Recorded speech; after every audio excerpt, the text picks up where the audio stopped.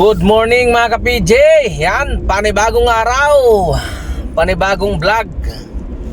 Ngayon ay Sabado, March 15, 2025, no? Yun na nga, nandito tayo ngayon sa Pasay. Kagagaling lang natin ng Terminal 3. Tayo ay nakapaghatid doon galing sa Las Piñas, ano? At tulad ng dati, dito muna tayo sa malapit sa Partas. Kasi ito talagang favorite na puntahan natin pagka galing tayo ng airport. Pag hindi tayo nakakuha doon, diretso kagad tayo dito sa may Partas, Pasay, no? Yun, nandito ako ngayon. Standby muna ako dito habang naghihintay ng pasahero. Patay muna yung makina para makatipid sa gas. Naka 6 na pasahero, naka 1-3. Okay, sana magtuloy-tuloy ito mamaya, magdire-diretso para mabilis tayo makapagpahinga. Dahil bukas meron tayong challenge, no? May request yung ating isang subscriber na i-reveal daw natin yung earnings natin sa araw ng linggo. So Sabado ngayon, bukas linggo, i-reveal natin yan. Dahil sabi niya, para sa kanya daw ang araw ng linggo ay ang pinakamatumal. Para sa akin, okay lang naman. Hindi ako masyadong nahihirapan pagka linggo, no? Kaya try ko rin bukas. Baka naman nakachamba lang ako palagi pagdating ng linggo. Kasi yun yung araw na medyo paborito ko. Sa lahat ng araw, ang pinaka-paborito ko talaga ay linggo. Talagang gustong gusto ko yan.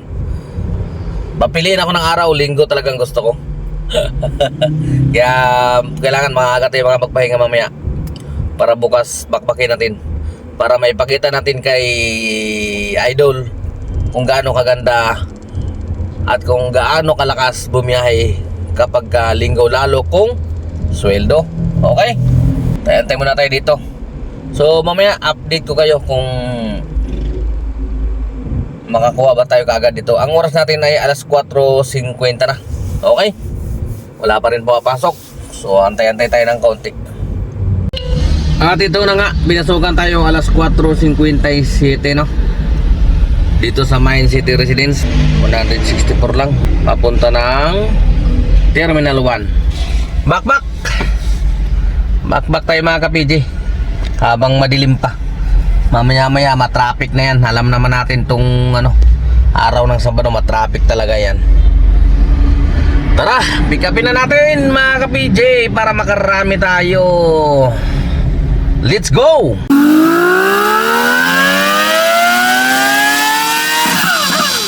Nakatulog tayo dito sa simbahan ng Lapas pagkatapos natin kanina mag-almusal alas 6 ng umaga. Alas 9 na. Wala nakaramdam tayo ng antok ganun talaga pag inantok, kailangan matulog. Mahirap naman pag kukurap-kurap yung mata mo, ganun-ganun pag habang bibiyahe ka, tinulog ko na lang muna. So halos 2 oras din mahigit ang tulog natin. Medyo maaga-aga pa naman. Magpakarwas na lang muna tayo para malinis. Medyo na rin, malikabok na rin. Pakarwas na muna tayo doon sa ating suki, malapit din dito sa Lapas. Okay, so tara, pakarwas muna tayo bago magsimula ulit bumiyahe. Ayan, so meron lang po tayong konting paalala, no, sa ating mga subscriber, yung mga naniniwala sa atin o napapabilib natin. Naman napapabilib. May ganon. Kasi may mga nababasa tayo ng mga misis na nagko-comment sa ating mga videos, no?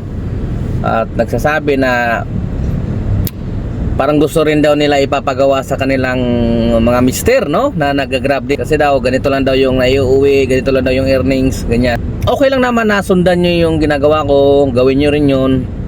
Pero wag naman na kailangan pilitin yung sarili kung talagang yun lang ang kaya, no? Kasi sa totoo lang, kanya-kanya po talaga tayo ng kakayahan. Nataon lang na ako ay sanay na sa ganitong trabaho, no? Simula nung kasi nag-taxi ako, sanay po ako sa mahabang biyahe, no? Sa mahabang oras. Sanay tayo sa 24 hours na biyahe. Kaya wag po natin pilitin yung ating mga asawa. Kasi nga may kakilala ko niyan na kinukumpir niya yung earnings ko sa asawa niya. Bakit daw yung asawa niya ganun lang yung earnings? Sumagot naman yung kanyang asawa na syempre si Ka-PJ kasi 6-seater. Ako naman 4-seater lang. Yun, medyo may tama siya doon. Okay siya doon, ano? Tama, medyo lamang talaga ang 6-seater. Ngayon, nagkataon na dumating yung panahon na nagpalit na siya ng unit. Hindi na siya sedan. Pareho na kaming Avanza. Pero ang nangyari, ganun pa din. Talagang malayo ang diferensya namin palagi. Kaya sinita na naman siya ng kanyang asawa. Pareho na kayo nang dinadala. Bakit ganun? Yun pa rin yung earnings mo. Kaya doon natin mapapatunayan na hindi po talaga pareho-pareho ng kakayahan. Katulad nga ng sinasabi ko, sanay talaga ako sa mahabang oras na biyahe. Okay? Baka yung kanyang asawa ay hindi kaya. Hindi kaya yung haba ng oras na binibiyahe, no? Kaya yun lang. Kung ano lang pong kaya, wag pong pilitin yung hindi talaga kaya kasi mahirap na, baka mamaya makadisgrasya tayo, 'di ba? Kahit maliit lang yan, maliit lang yung kinikita nyo, maliit lang yung kinikita natin. Kung marunong tayo mag-budget, malaki man o maliit, marunong mag-budget, pareho lang tayong makakaipon. Lahat naman tayo nangangarap na balang araw medyo giginhawa ang buhay, no? Kaya ano lang, dahan-dahan lang. Ang kinakailangan lang dyan patient lang, di ba? Huwag tayong magmamadali kasi pag tayo ay nagmadali, dyan tayo magkakamali. Okay? Para sa mga dala-dala ay sedan lang, para sa akin okay na yung 4,000 kasi magkano lang naman yung boundary niyan. Tsaka mas diferensya yung consume ng gasolina ng sedan compare dito sa mga 6-seater, ano? Iba talaga yung kain nito. Lalong-lalo na itong sa akin na Avanza. Medyo mas malakas siya ng bahagya doon sa mga sedan. Lalong-lalo na kasi ito ay automatic transmission. Iba talaga yung konsumo nito sa gasolina, no? Kaya pagka mga sedan lang, pwede na yung 4,000. Okay? May kita ka na rin naman doon. Kumbaga sapat na yun. Makakaipon ka na doon.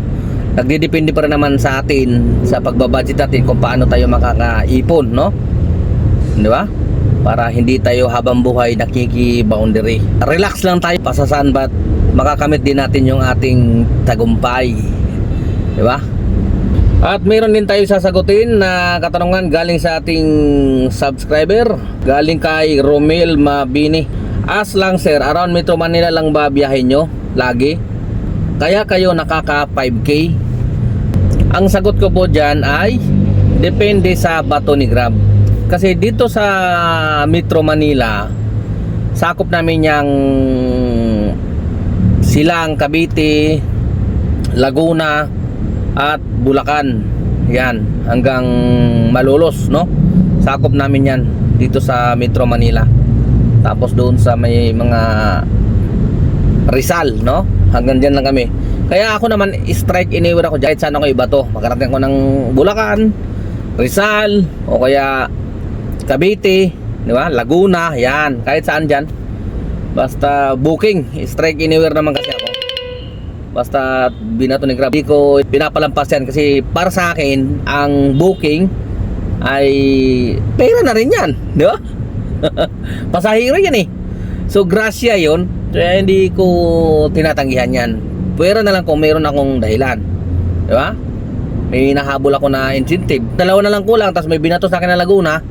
Malanganin yung isa, baka hindi ko makuha. Kaya ginagawa ko dyan, saka ako mag-ignore pag hindi na kaya ng oras, di ba? Ganun lang. Meron din nagtanong na habang hinaantay daw niya yung kanya slot sa Grab, pwede kaya siyang magbiyahe pansamantala? O ibig niya sabihin, makikiboundary na muna. Para sa akin, mas okay yun sir kapag antay mo, di natin alam kung kailan yun, no? Makikibiyahe ka muna kung mayroong available dyan. May nakita kang may bibiyahe na sasakyan, ano? Ang kagandahan din yan, bago lumabas yung papilis mo, nagkaroon ka na ng experience. Kung wala ka pang experience sa Grab, malaking bagay yun. Kasi karamihan sa mga bago na bumibiyahe dito sa Grab ay nangangapa talaga. Unang-una doon sa Waze, paggamit ng Waze, no? Nakakalito talaga. Kaya ang maganda yung hasa ka na bago mo dalhin ng sarili mong sasakyan. Kasi karamihan dyan, yung iba mga Grab driver na bago, nakakasagi. Kasi hindi maiwasan yun yung kakatitig mo din sa Waze. Kasi nalilito ka na, nabablangko ka na. Yun yung nangyayari sa akin binangga ako sa likod nung nalaman ko Grab driver sa akin ng pasensya kasi daw kakatitig doon niya sa Waze, nalilito daw siya. Kaya yun, di na napansin, nakapreno na pala kami, nabangga niya ako sa likod. Kaya mas maganda yung isang hasa ka na, di ba, napapractice ka na, di ba, malaking tulong yun. Kaya sa akin, galing ako sa taxi noon, kaya kahit hindi ko masyadong tinitingnan yung Waze, pag nabasa ko lang yung address, alam ko na, hindi ko na kailangan titigan yung Waze na yan. Minsan nga pinapatay ko yan dati kasi isang cellphone lang yung dala-dala ko kaya nanonood lang ako ng YouTube. Yung Waze hindi ko pinapansin yan, kasi binabasa ko lang naman kung saan pupunta. Alam ko na yung pinaka-the best way niya na hindi masyadong matraffic.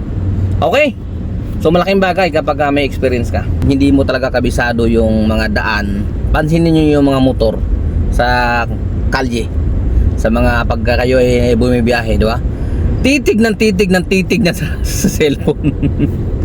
Kasi nga hindi kabisado yung daan, hindi kabisadong gamitin yung Waze, mga bago lang. Pero pag once na master na yan, kahit hindi mo na titignan yung Waze, pag binasa mo lang kung saan ka suntayan, alam mo na kung saan idadaan yan.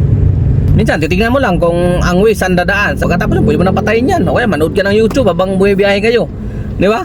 Ganon ang advantage kapag kabisado mo yung daan.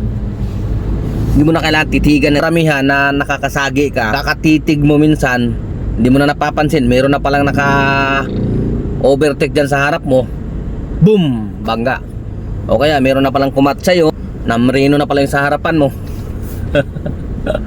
Lalo na yung mga flyover na yan, minsan di mo alam kung padiretso ka o paakyat o pakanan o pero kung kabisado mo na kasing daan papunta doon sa destinasyon, wala na, hindi na masyadong kailangan yung Waze na yan. Isang tingin na lang yan pag on board mo sa pasahero, tignan mo na lang kung saan dadaan para yung pasahero, kasi ang iba dyan nakatitig yan sa cellphone nila mayroon din silang apps, di ba? Nakikita nila kung saan idadaan. Baka magulat, lalo pag mga bago lang, matakutin yan, lalo pag babae, dalaga, matakutin yan. Pag nakita nila nag-iba ka ng ruta, yun, magkukumplain yun. Kuya, ba't nag-iba ka ng ruta? Kaya maganda yan, titingnan nyo muna bago kayo tumakbo. Pagkabisado nyo na yan, pag tiningnan mo yung daan kung saan dadaan, halimbawa galing Caloocan papuntang airport o Cavite, titingnan mo lang kung Waze, basahin mo lang kung saan dadaan, alam mo na kagad yan. Hindi mo na kailangan buksan yung apps ng Waze, manood ka lang ng manood ng YouTube. Yun, ganun yun. Okay, so ayan mga ka-PJ, gabi na. Ang oras natin ay alas 7:28 at ang earnings natin ngayon ay 5,164 at 23 na bookings. Bumaba yung earnings natin gawa ng nakatulog tayo kanina. Wala, inaantok Ayan o, ayan o, ayan o, ayan o. Biyahe natin, huling biyahe natin ng umaga alas 5:39. Nakabalik tayo alas 9:19 na. Halos 3 oras. Wala, inantok tayo.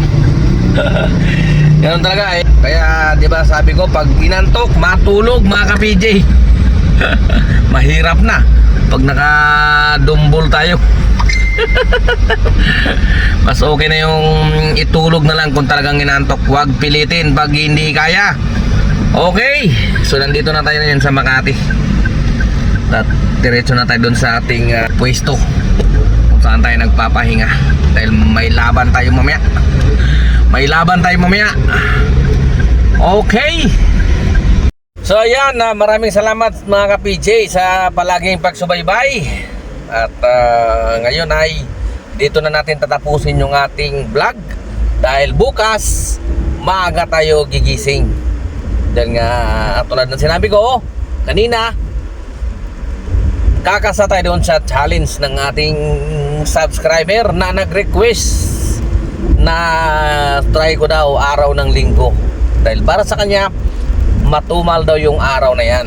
Kaya sige, subukan natin mamayang madaling araw. Subukan natin kung kikita ba tayo sa araw ng linggo or umabot man lang ba tayo sa ating minimum na 5,000. Eh, abangan nyo ako bukas. So, kapiji nyo, temporary signing off. Adios.